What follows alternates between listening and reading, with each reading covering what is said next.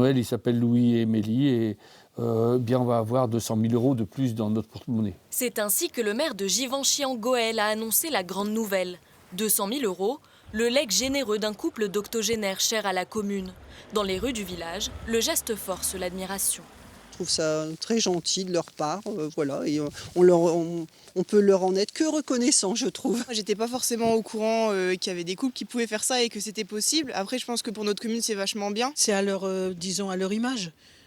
C'était des gens simples, gentils. Émilie et Louis, un couple aimant. Lui, menuisier féru de chasse et de jardinage, elle spécialiste du tricot et de la couture.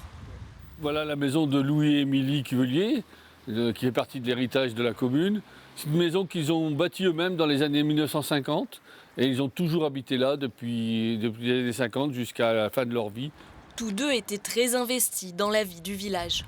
Ils n'avaient pas pu avoir d'enfants, donc cette absence qui les a fait beaucoup souffrir, les a fait aussi beaucoup souffrir aux autres, beaucoup participer à la vie du village et être très disponible aussi pour les gens. C'était comme des grands-parents, comme des parents qu'on aime avoir.